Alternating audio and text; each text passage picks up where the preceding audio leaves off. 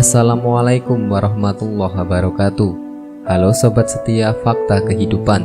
Tidak lupa kami sampaikan salam sehat, salam sejahtera. Semoga tercurah segala bentuk kebaikan dan juga kita semua dalam lindungannya.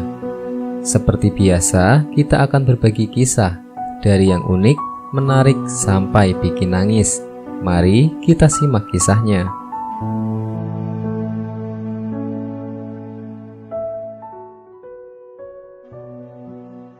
Kisah ahli maksiat yang diampuni Allah karena merawat anak yatim. Salah satu amal yang pahalanya sangat luar biasa, baik di dunia maupun di akhirat, adalah memuliakan anak yatim. Dalam satu riwayat, Nabi Muhammad SAW pernah bersabda, dari Abid Al-Aziz bin Abid Hasim, dia berkata, "Bapakku menceritakan kepadaku." Dia berkata, "Aku mendengar Sahil bin Sa'ad dari Nabi SAW. Beliau bersabda, aku dan orang yang menanggung anak yatim adalah seperti ini di surga." Beliau mengisyaratkan dengan jari telunjuk dan jari tengah. Hadis riwayat Bukhari. Dalam kitab Musyafatul Qulub, Imam Ghazali menceritakan sebuah kisah bahwa suatu ketika seorang laki-laki di Basrah yang semasa hidupnya selalu berbuat maksiat. Ketika meninggal dunia, tidak ada satupun orang yang mau mensolati dan mengantarkan jenazahnya ke tempat pemakaman. Bahkan sang istri pun sampai membayar 2 orang guna memikulkan jenazah suaminya untuk dibawa ke masjid agar disolati. Namun tetap saja tidak ada seorang pun yang sudi mensolati jenazah suaminya tersebut. Akhirnya, sang istri pun membawa jenazah suaminya ke lahan luas untuk dimakamkan. Tak jauh dari lahan luas yang menjadi tempat untuk memakamkan suaminya tersebut, hiduplah seorang ahli ibadah yang rumahnya berada di atas gunung. Sang istri melihat sang ahli ibadah tersebut turun gunung untuk mensolati jenazah suaminya yang dicap sebagai orang jahat. Ahli maksiat tidak ada yang mau mensolati, bahkan sekedar untuk mengantar jenazahnya ke tempat pemakaman. Sang ahli ibadah yang akhirnya turun gunung dan berniat untuk mensolati jenazah orang jahat tersebut didengar oleh para penduduk yang sebelumnya tidak mau mensolati jenazah laki-laki tadi. Kabar tentang turunnya sang ahli ibadah yang berniat mensolati jenazah orang jahat itu kemudian menyebar dan didengar seluruh penduduk, dan kemudian mereka ikut untuk mensolati jenazah orang jahat itu.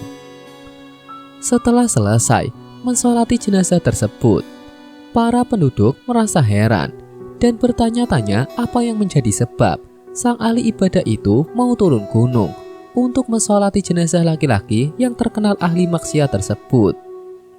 Sang ahli ibadah lantas menjawab pertanyaan para penduduk yang masih penasaran. Bahwasanya aku mendengar dalam mimpiku, turunlah ke si fulan, karena tidak ada seorang pun yang mau mensolatinya. Maka solatkanlah, sebab ia telah diampuni Allah Subhanahu wa Ta'ala. Jawaban yang keluar dari mulut sang ahli ibadah semakin membuat para penduduk penasaran. Amalan apakah yang telah dilakukan oleh almarhum yang semasa hidupnya dikenal sebagai orang jahat, sehingga semua dosa-dosanya diampuni Allah Subhanahu wa Ta'ala? Kemudian sang ahli ibadah tersebut memanggil istri almarhum dan menanyakan apa amal suaminya semasa ia masih hidup. Sang istri yang ditanya oleh sang ahli ibadah menjawab, sebagaimana orang-orang yang ketahui bahwa almarhum suami saya sehari-hari hanya berbuat dosa dan selalu mabuk-mabukan. Mendengar jawaban tersebut, sang ahli ibadah meyakinkan istri almarhum untuk mengingat lebih dalam lagi tentang perbuatan suaminya, sehingga Allah mengampuni dosa-dosanya. Cobalah Anda ingat kembali, apakah ada amalan kebaikan yang pernah dilakukannya semasa hidup? Tanya sang ahli ibadah. Istri almarhum kemudian ingat dan menjawab, "Oh iya, saya ingat.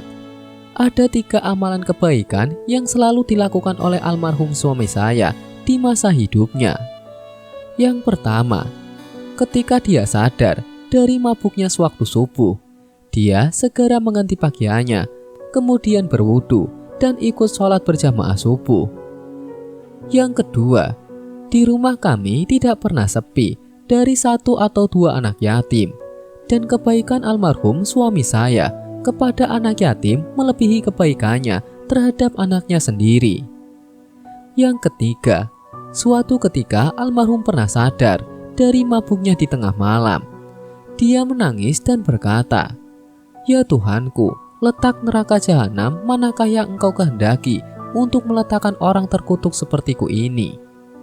Ternyata ketulusan dalam amal yang terkadang dianggap sepele oleh sebagian orang, seperti menyantuni anak yatim dan merawatnya, justru malah menjadi pintu ampunan dari Allah Subhanahu wa Ta'ala bagi para hambanya.